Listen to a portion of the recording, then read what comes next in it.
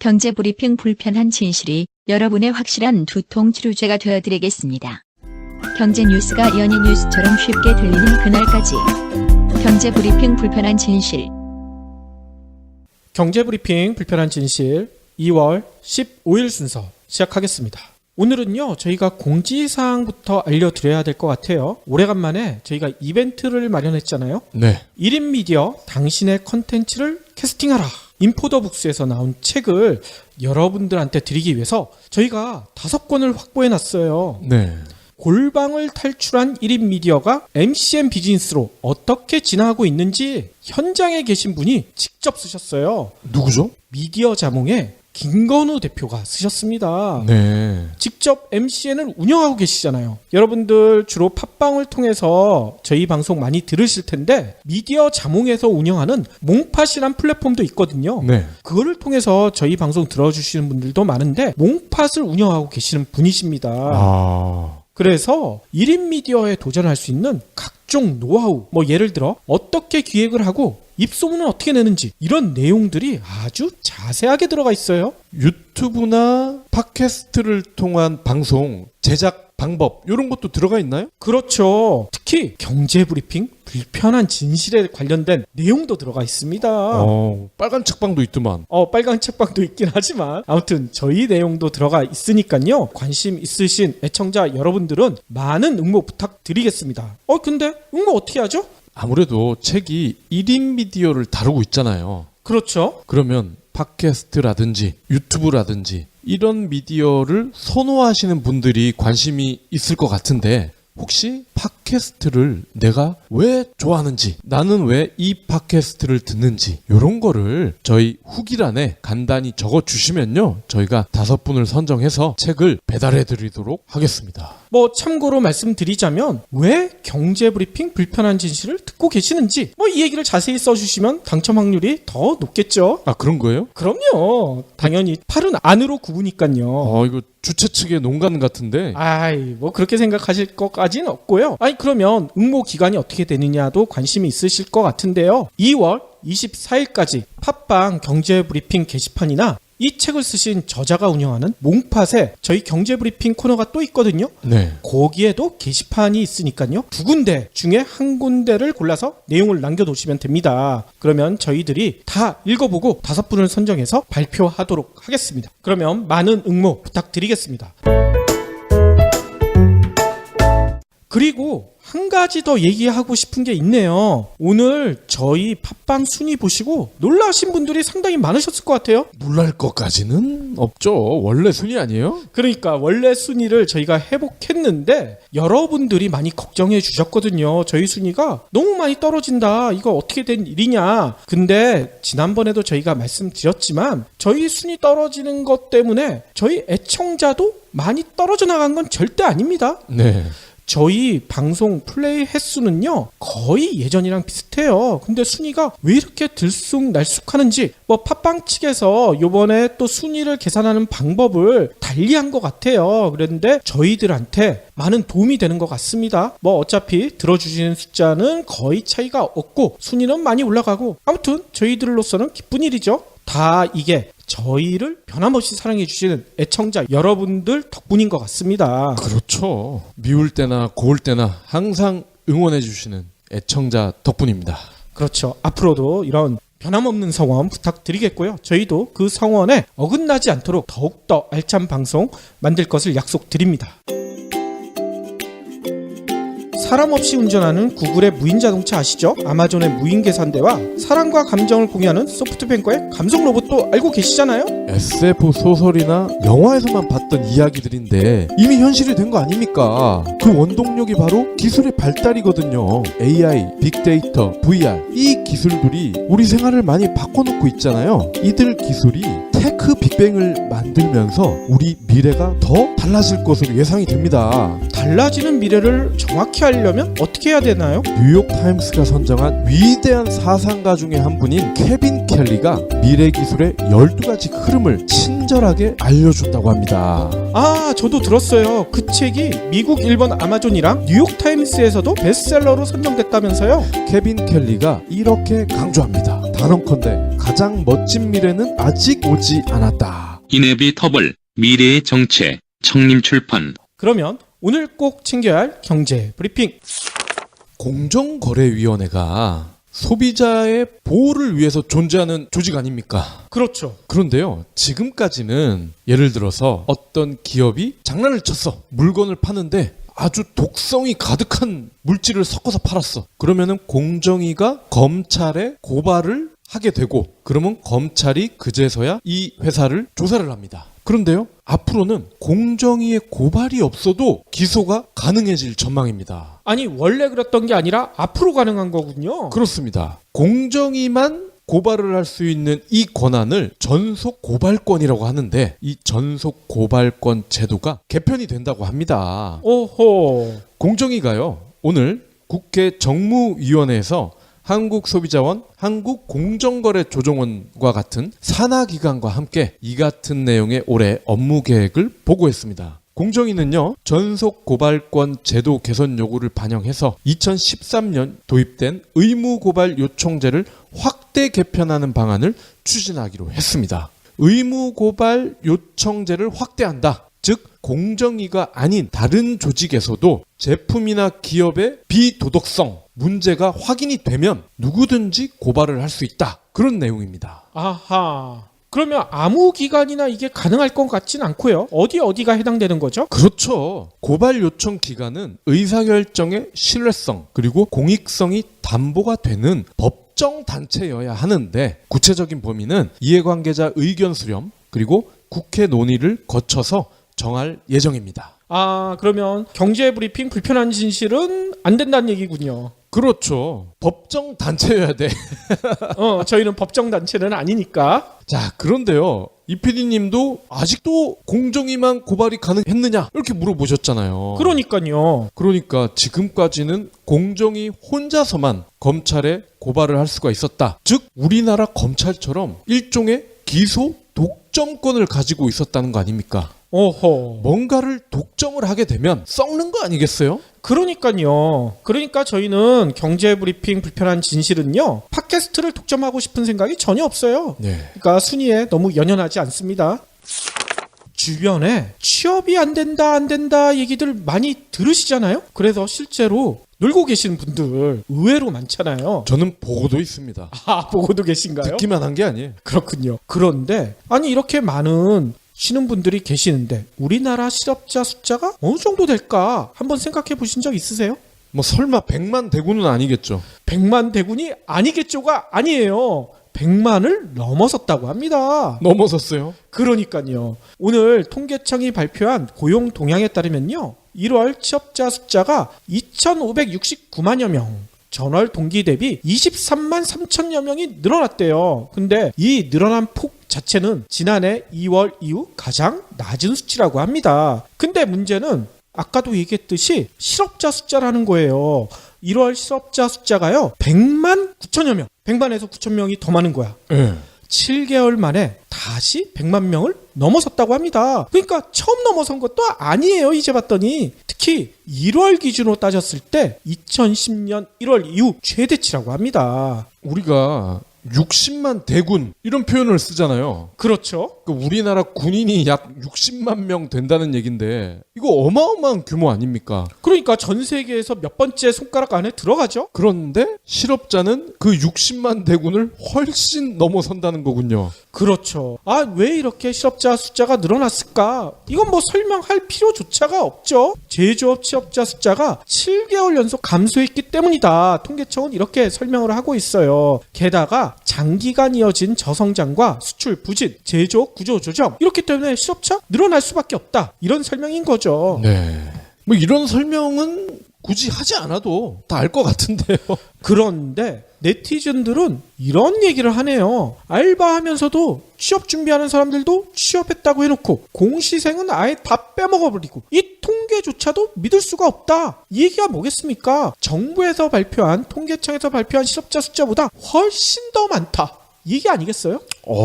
그러면은 대구나 부산 시민 수에 맞먹을 수도 있다. 실제 실업자 수는. 그렇죠. 와우.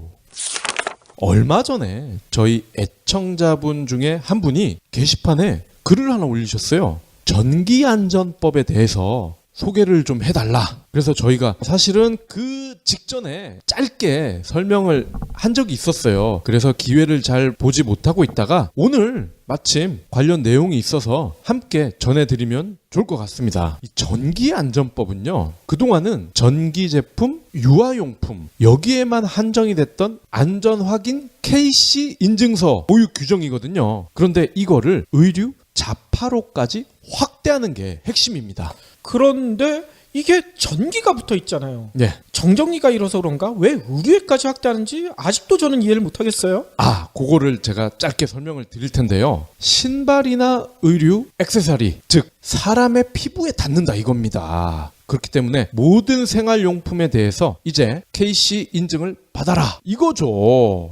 그러니까 정전기 맞네. 정전기 일어나니까 KC 인증을 받아라. 뭐 이 얘기인 것 같은데요. 왜냐면 그동안 옥시의 가습기 살균제 이런 거는 해당이 안 됐었단 말이에요. 그런데 결과가 굉장히 비참했죠. 그렇죠. 법의 취지 자체는 그런 겁니다. 이렇게 뜻밖의 물건에서 비참한 결과가 최대한 나오지 않도록 사전에 막아보자. 취지는 좋아요. 그렇군요. 아니 근데 왜 중소상인들은 이거 제2의 단통법이다 이렇게 항의를 하는 걸까요? 문제는요. 이 KC 인증이 없으면 제조는 물론이고요. 수입, 판매, 구매 대행, 판매 중개 이것도 못하도록 규정을 하고 있다는 겁니다. 아하. 제품별 KC 인증서를 매장에 의무적으로 비치를 해야 되고요. 인터넷 판매자는 홈페이지에 이거를 게시를 해야 돼. 그렇군요. 아니 그러면 이런 거 인증받는 거 국가에서 그냥 해주면 되잖아요. 그러니 문제죠. 이것도 다 돈이라는 거예요.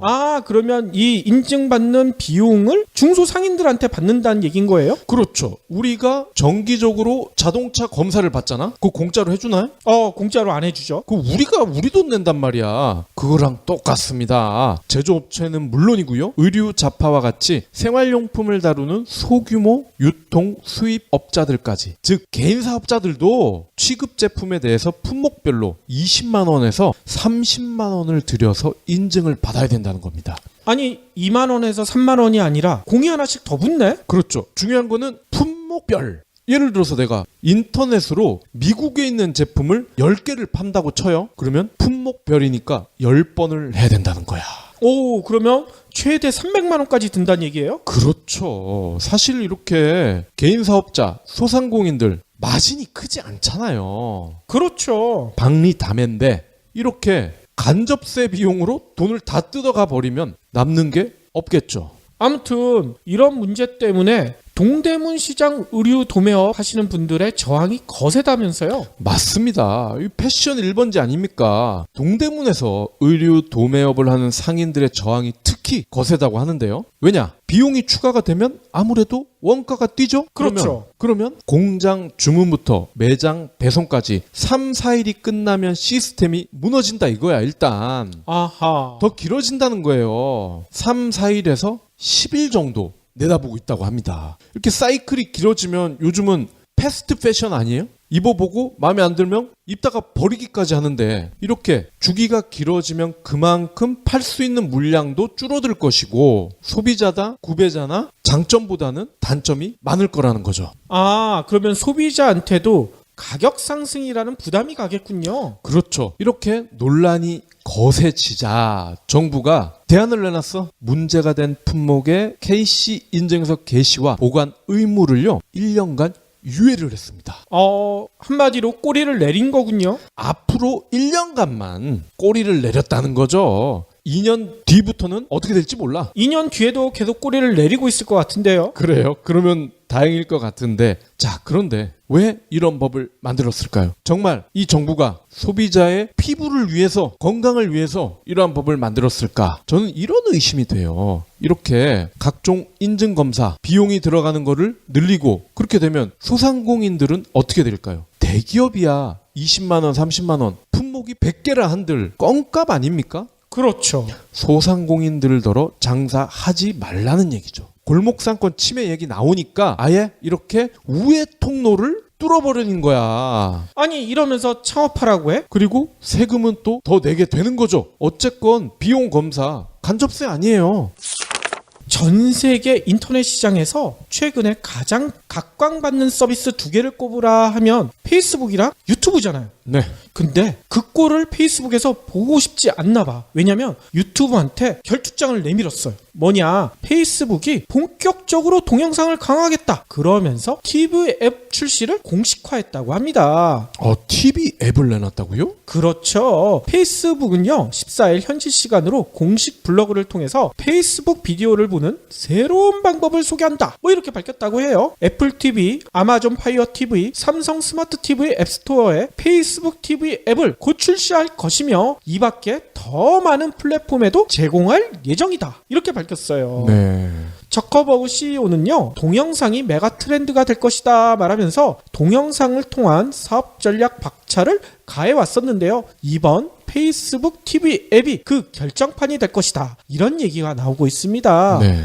이미 지난해 라이브 동영상 스트리밍 기능을 도입했잖아요. 그런데 앞으로는 아예 TV 앱을 통해서 동영상을 본격적으로 서비스한다는 얘기인 거죠. 이렇게 되면은 유튜브를 보는 분들도 혹할 수 있을 것 같은데요. 그렇죠. 이 발표를 하면서 페이스북은요 동영상 기능도 새로 보강을 했어요. 뭐냐면요, 여러분들 페이스북 자주 쓰시는 분들은 아실 거예요. 뉴스 피드 보다가 동영상이 나오면 이게 오디오가 잘 안 들리잖아. 네. 이게 오디오가 기본적으로 뮤트 기능이 들어있기 때문인데요. 앞으로는 스마트폰 볼륨이 켜져 있는 경우에는 이 동영상이 나왔을 때 항상 소리가 나도록 하겠다 이렇게 기능을 바꿨다고 합니다. 따라서 이 소리 조절 어떻게 하냐, 스크롤을 통해서 할 수 있고요. 아예 예전처럼 오디오를 듣는 걸 원하지 않는다 하면 세팅을 통해서 잠금도 가능하다고 합니다.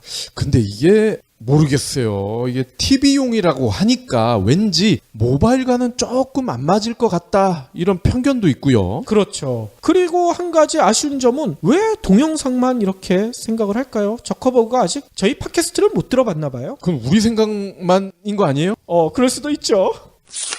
마지막 브리핑입니다. 저희가 지난주죠. 아우디를 40% 할인해서 살 수 있다 이러한 의혹에 대해서 자세한 설명을 드렸었는데 30%까지는 의혹 없이 무조건 깔끔하게 할인을 해주는 업체가 등장했어요.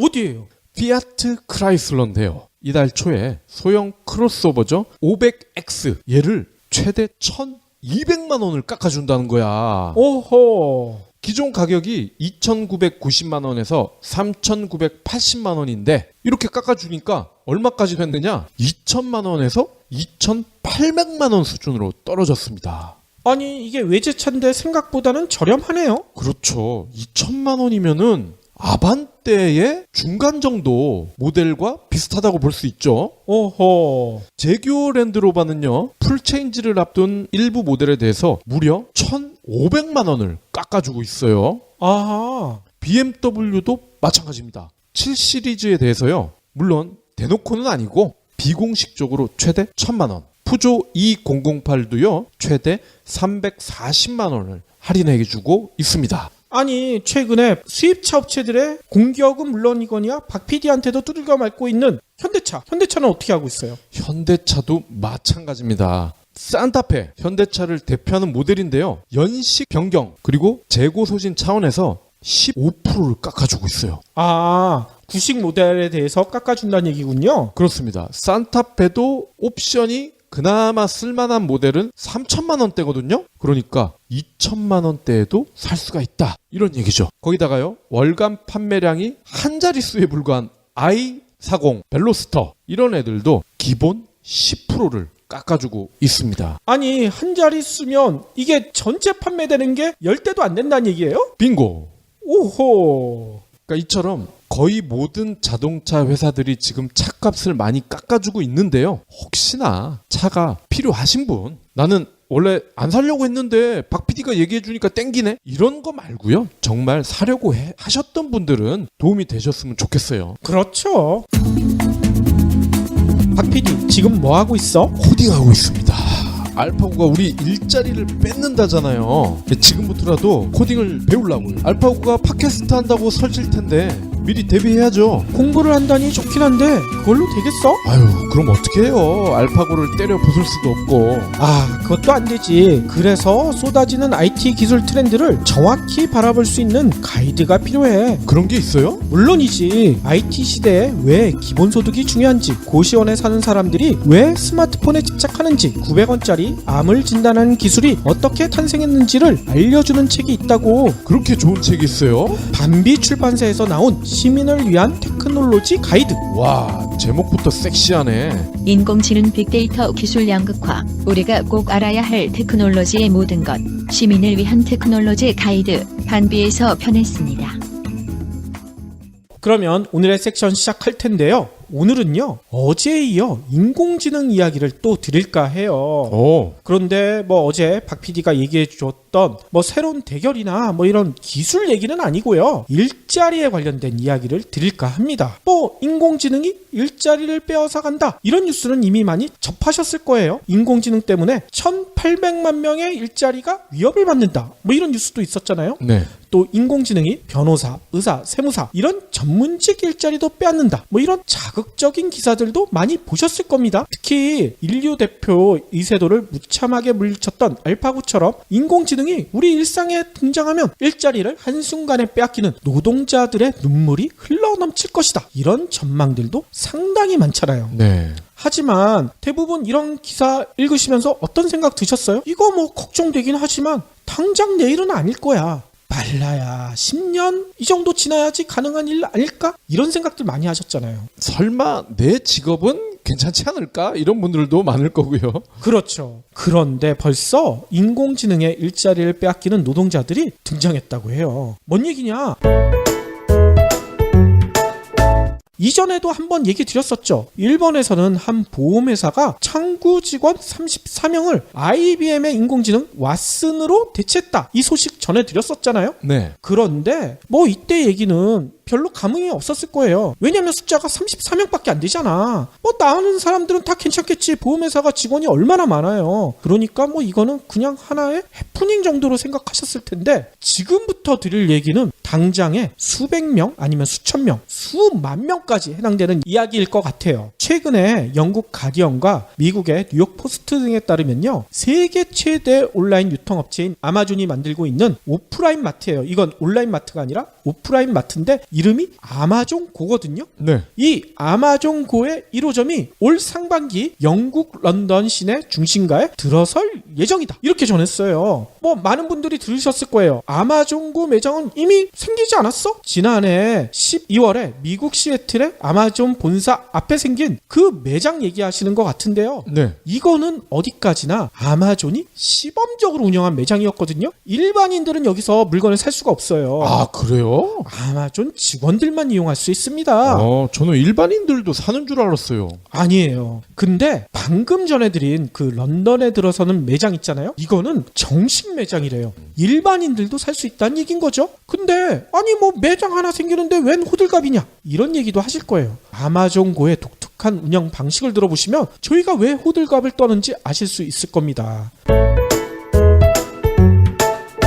아마존고 매장은요, 기존과는 크게 차이가 나지 않아요. 하지만 안에는 엄청난 비밀이 숨겨져 있대요. 일단 매장에 가면 입장을 해야 될 거 아니에요. 입장하는 모습부터 기존과는 조금 달라요. 뭐냐면요, 모든 손님들은 매장에 들어갈 때 다 자신의 스마트폰을 꺼내야 된대. 왜냐? 아마존 앱에 로그인을 해야 돼요. 로그인을 하고 그 스마트폰을 들어갈 때 입구에 있는 데다가 스캔을 해야 된다는 거예요. 네. 이게 뭐냐? 뭘 생각하시면 되느냐? 삼성이나 LG같이 이 보안이 철저한 기업들 있잖아요. 대기업들. 이 본사 들어갈 때 다 자기 직원 카드 되잖아. 개목걸이. 그렇죠. 개목걸이. 그거랑 비슷하다는 거죠. 그러면 그 이후에 매장에 들어가서 뭘 어떻게 하느냐? 그 다음은 별 차이가 없어요. 기존 매장에서처럼 진열대에 있는 물건들 중에 마음에 드는 거 쇼핑을 하면 됩니다. 자기가 가져갔던 가방이나 카트나 이런 데 담으면 돼요. 그런데 그 담은 다음에 어떻게 되는지 아세요? 그냥 출구로 향하면 된대. 근데 출구에 나올 때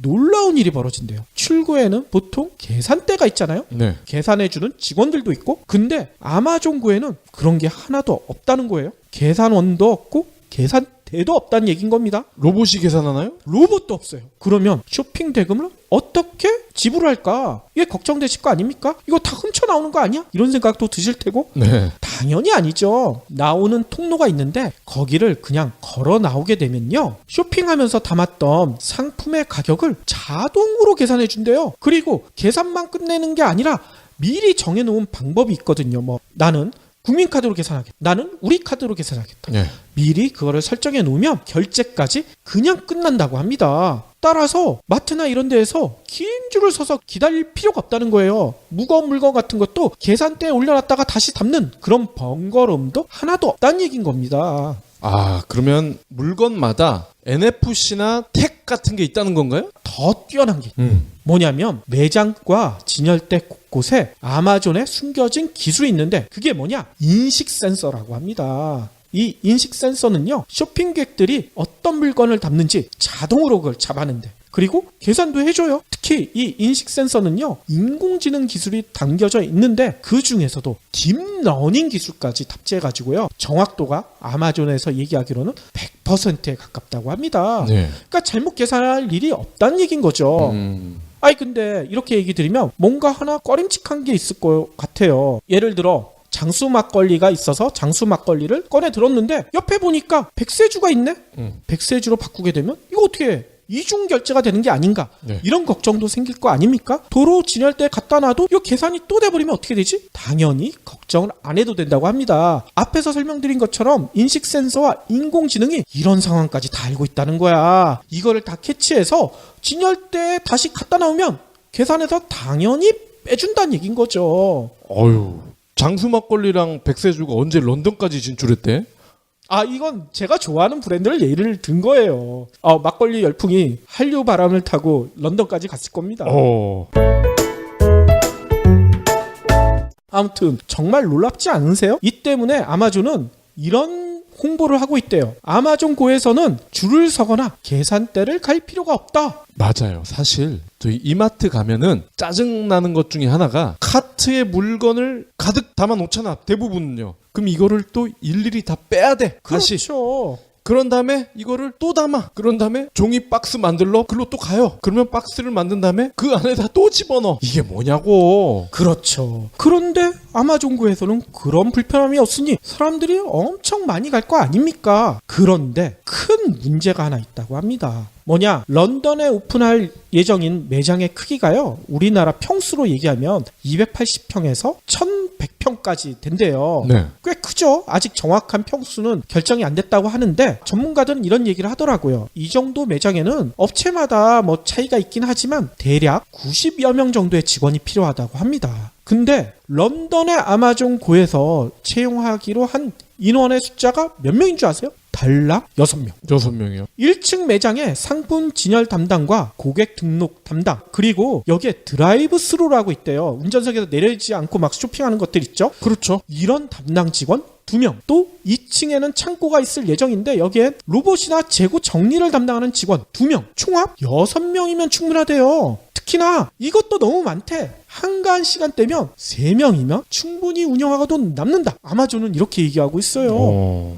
이거 뭔 얘기일까요? 무려 80명이 넘는 노동자들의 일자리가 사라지게 된다. 이런 얘기잖아요. 네. 아마존고는 이런 인력 감축으로요, 20% 이상의 영업 이익률을 기대하고 있다고 합니다. 20%의 영업 이익률, 이게 어느 정도 수준이냐? 미국 식품소매연합에서 밝힌 미국의 마트나 식료품점의 평균 이익률이 1.7%거든요. 10배가 넘는 수준이야. 와. 인원을 이렇게 줄여놨으니 이익이 엄청 많이 남는다는 얘기인 거죠. 이 때문에 미국의 뉴욕 포스트는 이런 머리 기사를 실었네요. 일자리의 종말이다. 아마존고를요, 다음 세대 일자리를 죽이는 대표 선수다. 이렇게 소개했다는 거예요. 맞는 말 아니에요? 그렇죠. 더 나아가 미국 경제 매체인 비즈니스 인사이더는요, 이런 자동화 시스템이 자리 잡게 되면 식료품 매장뿐만 아니라 다른 소매점에서 일하는 계산원 약 350만 명이 장기적으로 일자리를 잃을 수 있다. 이렇게 추정했다고 합니다. 영국 가디언도 여기다 말을 보탰어요. 아마존고가 단순히 일자리를 없애는데 그치는 것이 아니라 노동 및 경제 구조를 재편할 것이다. 이렇게 분석을 했다는 거야. 정말 큰일이 났구나. 이렇게 생각하시는 분들이 의외로 많을 것 같아요. 저희 방송 들으시는 분들 중에서도 백화점이나 마트에서 일하시는 분들이 꽤 계시거든요. 그렇죠. 내 일자리 곧 없어지겠다, 이런 두려움도 생기는 분들이 많으실 것 같고요. 아니, 우리 자식 때나 닥칠 일일 줄 알았던 분들한테는 큰 충격일 것 같습니다. 박 팀장, 이번에 우리 새로 나온 제품 있지? 이거 홍보 좀 하게 광고 모델 좀 빨리 알아봐. 오, 연예인 광고 하시게요? 아니, 우리 경쟁사도 연예인 광고에서 대박 났잖아. 박 팀장은 아는 연예인 하나 없어? 빨리 좀 찾아봐. 부장님, 찾아보니까 파인드스타라는 데가 있네요. 우리 회사에 맞는 모델을 빅데이터로 소개해준대요. 파인드스타? 그럼 진짜 스타도 찾아줘? 광고주분들 제품 홍보 제대로 하고 싶으시죠? 그런데 모델을 쓰고 싶은데 연예인은 비쌀 것 같다고요. 광고 계약서는 써본 적도 없다고요. 촬영은 어디서 하는지도 모르시고요. 걱정 마세요. 파인드스타가 있잖아요. 같은 모델, 다른 가격, 스타를 찾아드립니다. 파인드스타, 검색창에 파인드스타를 입력하세요. 그런데 다음에 소개할 외신을 잘 들어보시길 권해드리고 싶어요. 뭐냐, 최근 AP나 뉴욕타임즈 등이요, 공유경제가 오히려 일자리를 늘렸다, 이런 기사를 쓰기 시작했어요. 이게 뭐냐, 영국 옥스퍼드대 마틴 스쿨 연구진이 최근 논문을 발표를 했는데 이 논문을 인용해서 이런 기사를 썼다는 거예요. 아니, 근데 여러분들 좀 이상하지 않으세요? 공유경제는 일자리를 빼앗는다는 얘기가 많았잖아. 근데 일자리를 늘렸다? 특히 알파고 광풍이 몰아치기 전에는 공유경제가 일자리 줄이는 주범이다, 이런 얘기들 너무나 많았었잖아. 그렇죠. 항상 보면은 신기술이 도입이 되면 전통 기술을 가진 노동자분들과 싸움을 하잖아요. 그렇죠. 예전에 우버나 에어비앤비 이런 공유경제가 전 세계적으로 인기를 모으자 공유경제로 일자리를 빼앗길 위기에 처한 박 PD가 얘기했던 그런 노동자들이 파업까지 벌였잖아요. 뭐냐, 2014년에는 이런 일이 있었어요. 영국 런던, 미국 시카고 택시기사들이 우버 반대하는 파업을 벌였거든. 국내에서도요, 택시기사들이 우버 이거 우리 못 받아들여, 불법화해달라, 이렇게 시위를 벌였던 장면이 신문이나 TV에 엄청 많이 나왔었거든요. 에어비앤비도 그랬던 기억이 나요. 맞아요. 그래서 여러분들 기억나실지 모르겠어요. 당시에 이 파업 시위가 얼마나 격렬했는지 이런 신조어도 있었대요. 우버 개돈. 에이? 그게 무슨 소리예요? 우버와 대혼란을 뜻하는 아마겟돈 있죠. 이거를 합성한 거예요. 그래서 우버겟돈. 근데 생각해보세요. 공유경제는 이런 우버겟돈이라는 신조어가 생겨날 정도로 일자리에 엄청난 타격을 줄 것이다, 이렇게 예상이 됐었는데 AI는 아직까지 그런 일이 없잖아. AI겟돈 이런 신조어 없죠? 네. 공유경제로 인한 일자리 공포가 오히려 더 컸다는 생각도 들어요. 근데 아까 얘기한 대로 공유경제가 일자리 창출에 오히려 도움이 된다? 이게 뭔 내용일까? 자고로 갯돈은 들고 튀면 안 돼요. 이 아재 개그를 못 받아치겠네요. 아무튼 마틴 스쿨 연구진의 논문을 제가 찬찬히 살펴봤더니 이런 내용이 담겨 있습니다. 2009년에서 2015년 미국 주요 도시에서 우버가 도입된 이후 일자리에 어떤 변화가 일어났나, 이거를 조사해 봤다는 거예요. 그랬더니만 회사 택시 공급이 약 8%, 우버를 포함한 개인 택시 공급이 약 45% 줄어든 게 아니라 증가했대. 이게 어떻게 된 일입니까? 이 논문에서는요, 그만큼 택시 산업 규모가 커지고요, 일자리가 증가했다, 이렇게 설명을 하고 있는데 이게 일자리를 줄어들 것이라는 일반인들의 공포와는 완전히 딴판이죠. 네. 생각해보세요. 개인 택시 공급은 우버까지 포함한 숫자니까 늘어날 수 있다, 이건 어느 정도 수긍할 수 있어요. 하지만 회사 택시 공급이 늘어났다? 도대체 이해하기가 힘들죠. 연구진은 이렇게 설명합니다. 소비자 입장에서 택시 숫자가 늘어났다, 그리고 서비스의 형태도 다양해졌다. 따라서 예전에 택시 안 타던 사람들도 택시 생각보다 편하고 좋네, 이런 생각이 들기 시작했다는 거예요.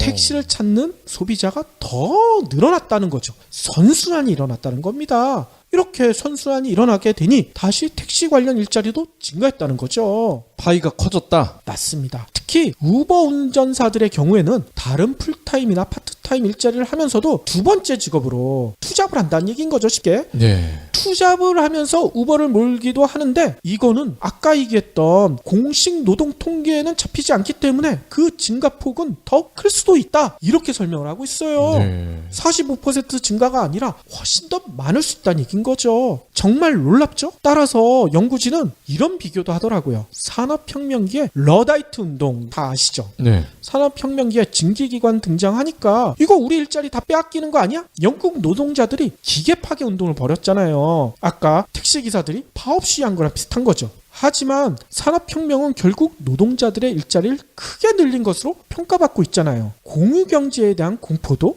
이 연구진은 마찬가지일 수 있다. 이런 설명인 겁니다. 네. 해당 경제의 파이가 늘어나서 일자리가 오히려 늘어난다. 이번 조사로 이게 증명됐다는 얘기인 거죠.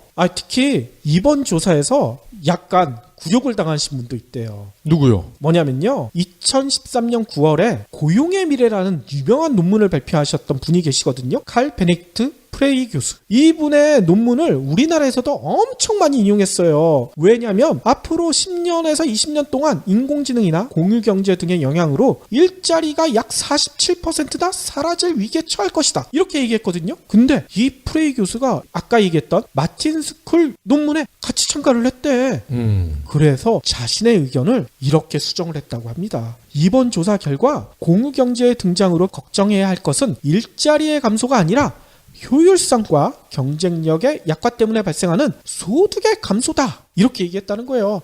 살짝 꼬리를 내리신 거죠. 이는 이 프레이 교수가 이렇게 얘기한 것은요. 이번 조사에서 전통회사 택시 운전사들의 소득이 우버 택시가 도입된 이후 약 10% 정도 하락한 것으로 나타났다고 합니다. 그러니까 이걸 끄집어내서 프레이 교수는 야, 일자리는 줄어드는 건 아닌 건 맞는데 소득은 줄어들지 않느냐. 이렇게 얘기한 거죠. 근데 이거에 대해서 마틴 스쿨 연구진은 또 이렇게 반박을 해요. 뭐냐면 전통적인 택시 운전기사들의 수입이 줄어든 건 맞다. 하지만 우버 운전자들의 수입은 더 많다. 왜냐? 우버는 스마트폰 앱을 이용하기 때문에 고객과 계속 연결이 되죠? 빈차로 운행하는 그런 불필요한 시간이 일반 택시 회사에 비해 많지가 않잖아요. 수입은 늘어날 수밖에 없다. 이렇게 설명하고 있어요. 오, 그것도 맞는 얘기 같은데요? 그러니까요.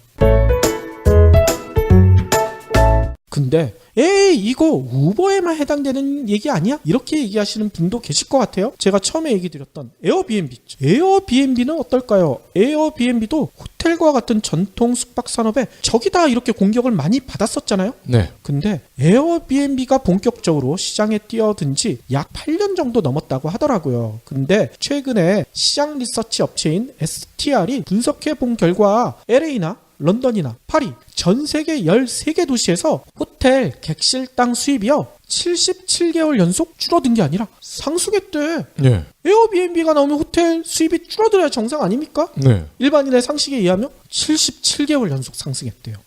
그것도 파이가 늘어난 건가요? 그렇죠. 특히나 호텔 객실이 95% 이상 판매되는 일수도요. 글로벌 금융위기 직후인 2009년 바닥을 친 이후 꾸준히 증가하고 있대요. 그래서 2016년에는요. 2005년 대비 5배 수준인 71일이나 기록했다고 합니다. 특히 재미난 점이 있어요. 에어비앤비 이용률이 높은 지역이면 호텔 이용률은 줄어들 것이다 보통 이렇게 생각하잖아요. 네. 정반대 현상이 나타났다는 거예요. 에어비앤비 이용률이 높은 지역일수록 호텔 이용률도 높대요. 이유가 뭘까요?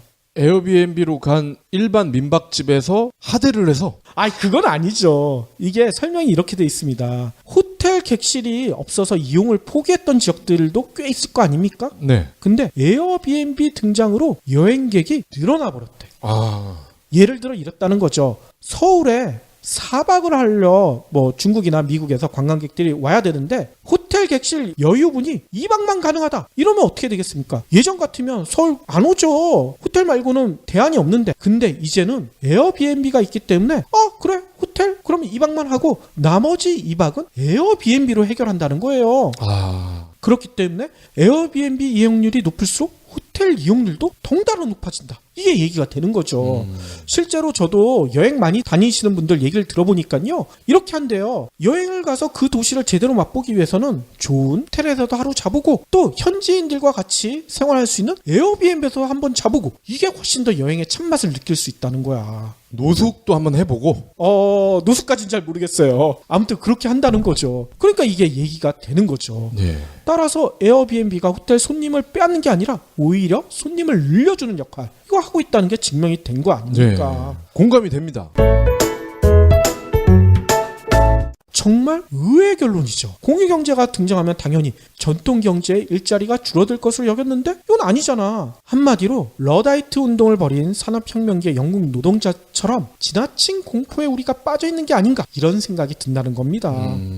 그럼 인공지능에 대한 공포도 마찬가지가 아닐까? 아마존고로 인해 해당 매장의 인력은 줄어들겠지만 기존 매장의 인력은 오히려 늘어나지 않을까? 이런 생각도 가능하잖아요. 네. 실제로 이런 기사가 있어요. 뭐냐? 여러분들 많이 들어보셨을 거예요. 트럼프가 미국 기업은 물론이고 전 세계 각국의 기업들 대상으로 미국 내 일자리 만들어라 막 협박하고 있잖아. 압박하고 있잖아요. 그렇죠. 특히 삼성도 그랬지만 아마존도 이 압박 때문인지 최근 미국에서 18개월에 걸쳐 일자리 10만 개를 창출하겠다. 이렇게 약속을 했거든요. 네. 당시 외신들은 물론이거냐 우리나라 언론들도 이걸 대서특필했거든요. 이러니까 트럼프는 기분 좋아졌겠지. 지가 압박해가지고 말이 통했다 이렇게 생각할 거 아닙니까? 일자리를 만들겠다는 자신의 공약에 도움을 준다는 점에서 난 기쁘게 생각하고 있다. 이렇게 평가를 했다는 거예요. 그런데 일부 언론들이요 이런 지적을 했어요. 아마 트럼프에 대한 반감 때문인지도 모르겠지만 아마존이 약속한 10만 개의 일자리가 큰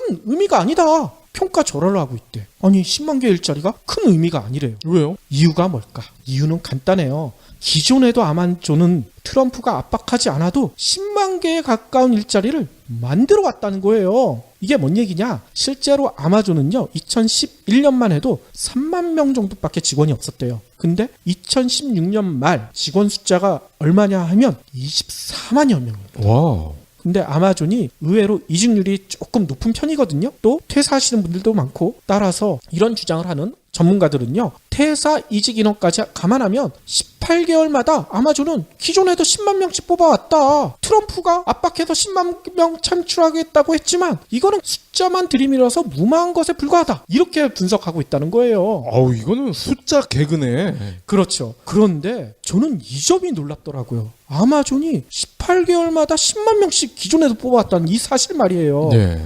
게다가 이 전문가들은요. 아마존이 앞으로도 10만 명 뽑는 것이 허풍이 아니다. 뽑을 수 있다는 건 인정하고 있는 거 아닙니까? 아마존고 뭐 이런 인공지능이 도입되는데도 10만 명 뽑는다? 이거 가능하다? 인정하고 있다? 이게 도대체 뭔 얘기일까요? 인공지능 도입으로 매장 직원 이렇게 눈에 보이는 직원들의 숫자는 줄어들겠지만 이를 뒷받침하기 위한 인원 또 새로운 시장, 새로운 유통시장 확대를 위한 인원 이거는 계속 늘릴 여지가 있다. 이런 설명이라는 것 같아요. 네. 이 때문에 인공지능 도입에 가장 앞서고 있는 아마존은요. 몇 년 안에 월마트를 제외하고 미국 내 가장 많은 직원 수를 가질 것이다. 이런 전망까지 나오고 있다고 하더라고요. 근데 월마트가 직원 숫자가 몇 명이냐면 220만 명이래. 되게 많네요. 그렇죠. 근데 아마존이 이 220만 명까지 육박할 수도 있다. 미국 내에서 이런 전망이 나와 있다는 거예요. 그러니까 아마존은 기존의 시장은 파이를 더 키우고 거기다가 없던 파이까지 만들겠다. 그렇죠. 그러니까 우리가 생각했던 것처럼 인공지능이 일자리를 빼앗아갈 수도 있지만 오히려 그 뒷단에서 늘어나는 일자리도 만만치가 않다. 이런 얘기를 하는 거죠. 네.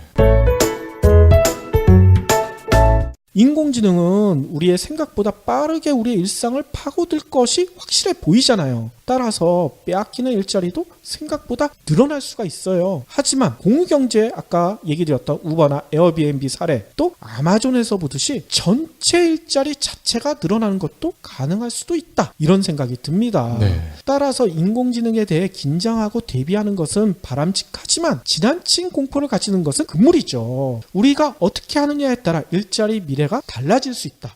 이런 얘기인 겁니다.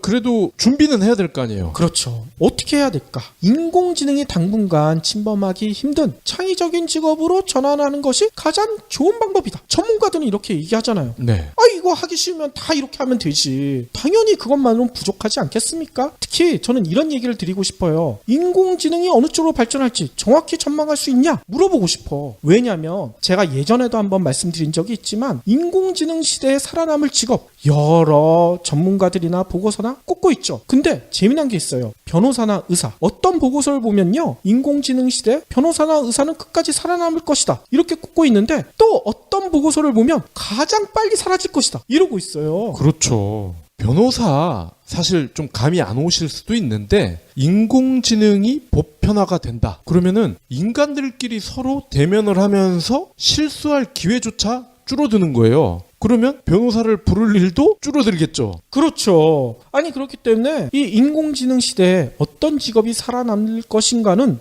아무도 모른다는 생각이 들어요. 따라서 어떻게 해야 되느냐? 어떻게 발전할지는 우리가 그 미래를 살아가면서 계속 변화가 심하게 벌어질 거니까 그거에 맞춰서 우리가 그때 직업을 전환할 수 있도록 도와줘야 되는 뭔가가 필요하지 않는가 이런 생각이 든다는 겁니다. 그 뭔가가 뭐냐? 저희가 예전에도 얘기 드렸듯이 기본소득이죠. 네. 기본적인 생활을 할 수 있는 그런 소득이 제공돼야 이런 변화가 있었을 때 빨리빨리 그 변화에 맞춰서 우리가 대비를 할 수 있지 않겠습니까? 핀란드나 네덜란드 등 이런 서구 선진국들이 기본소득 도입을 추진하는 것이 인공지능 시대에 대비하기 위한 거란 얘기 여러 번 말씀드렸잖아요. 그리고 저는 이런 생각이 들어요. 미래를 어떻게 우리가 예측할 수 있을까? 그런데 가만히 보면요. 미래라는 게 뭐 예측이나 전망 이런 게 아니라 현재의 가장 첨단, 현재의 막차라는 생각이 들거든요. 그렇죠. 그러면 현재의 막차를 우리가 알 수 있는 방법은 꾸준히 관심을 가지면서 지켜보는 거죠. 그렇죠. 그리고 그렇게 지켜볼 수 있도록 기본적인 생활이 가능한 소득을 제공해줘야 이거 지켜보는 게 가능할 거 아닙니까? 그렇습니다. 막차 타려면 돈이 있어야죠. 그렇죠. 그리고 제가 워낙 긍정적인 성격을 가져서 그런지 모르겠지만 한 가지 첨언드릴 게 있어요. 지금도 기억나는 영화인데 2014년에 개봉된 영화 있죠. 인터스텔라. 네. 이 인터스텔라도 그 배경을 보면요. 경제 위기에다 환경 재앙까지 닥쳐서 인류가 멸종될 수도 있다. 이런 위기를 그리고 있잖아요. 네. 근데 이 위기 앞에서도 주인공은 이런 얘기를 하죠. 우리는 답을 찾을 것이다. 늘 그랬듯이. 저는요, 인공지능, 공유경제 이런 두려움 속에서도 저희 방송 경제브리핑 불편한 진실을 들어주신 애청자 여러분들은 답을 찾을 것이라고 확신합니다. 근데 답이 두 가지인 게 문제예요. 정답과 오답. 오답을 찾으면 어떡해. 정답을 찾으시겠죠. 사소한 것도 거절당할까봐 말을 못해요. 남에게 싫은 소리 하기가 너무 힘든데 그게 제가 거절당하는 것을 두려워해서 그렇다는 것을 알았습니다. 평소 두려움이 많아 겁쟁이였던 저에게 좋은 자극이 되었습니다. 어떤 책에 미리 보기를 읽고 독자들이 남긴 댓글입니다. 책의 저자도 사소한 부탁을 잘 못하는 아주 소심한 사람이었습니다. 하지만 저자는 도망치지 않고 부딪혀 봅니다. 100일 동안 하루에 한 번 거절을 당하는 건데요. 처음 보는 사람에게 $100를 빌려달라고 하거나 햄버거 가게에서 햄버거를 공짜로 달라고 하거나 특이한 도전들로 거절을 받아들이는 자신만의 방법을 만들어갑니다. 100일간 진행된 거절당하기 연습. 그는 어떻게 변했을까요? 2016년 아마존 경제경영 자기개발 분야 1위 테드 150만 뷰 화제의 강연. 거절을 받아들이는 한 남자의 이야기. 거절당하기 연습. 도서출판 한빛피즈. 마지막으로는요, 이 소식을 좀 전해드리고 싶네요. 최근 국내 언론들이 난리가 났거든요. 왜 난리가 났냐? 얼마 전에 외신을 통해서 전해진 얘기인데 스위스의 법인세 인하안이 국민투표를 했는데 압도적 차이로 부결됐다. 스위스 재무부가 12일 실시한 국민투표 결과 반대가 59%, 찬성이 41% 부결됐다는 거죠. 사전 여론조사에서는 찬성 찬성과 반대 비율이 거의 비슷했대요. 그래서 이게 통과가 가능할 것이다 이렇게 전망하는 외신들도 많았거든요. 근데 부결이 됐대요. 국내 언론들은 한껏 실망감을 나타내고 있습니다. 뭐라고 했냐면요. 동아일보는 스위스 법인세 인하 무산, 다국적 기업 유치 차질, 또 아시아경제는요. 스위스 세제 개편안, 국민투표서 부결, 기업 이탈 우려. 이게 뭔 얘기겠어요. 요번에 부결됐기 때문에 스위스 경제 무너질 수도 있다. 뭐 이렇게 얘기하는 거죠. 네.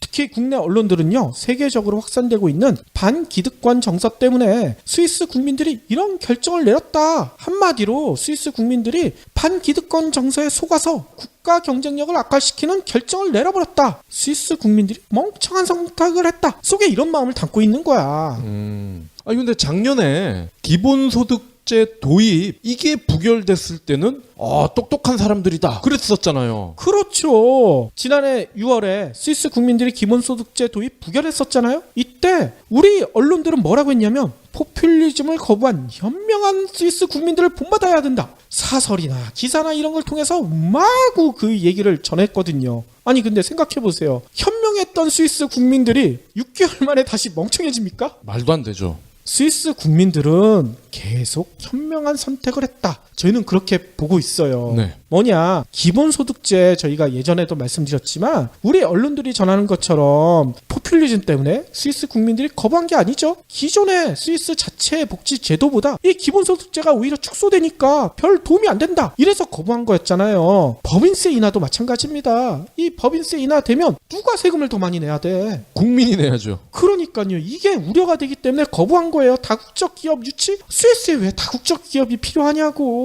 제1야당인 3인당도요. 이런 얘기를 했어요. 이번 법인세 개정안이 통과되면 27억 프랑, 우리나라 돈으로 3조 원의 세수가 감소할 것이다. 이거 다 국민들이 부담해야 된다. 이번 투표 결과는 국민이 기업만 챙기는 오만한 우파에게 던지는 레드카드다. 이렇게 주장을 했어요. 네.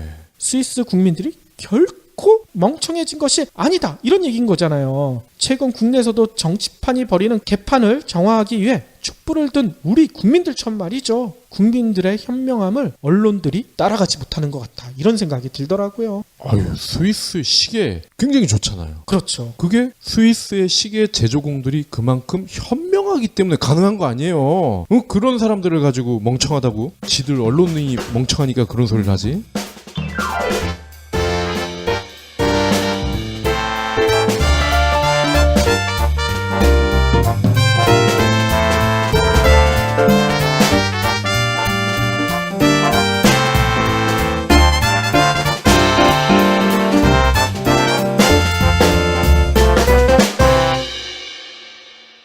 경제브리핑 불편한 진실 완수해주셔서 감사합니다.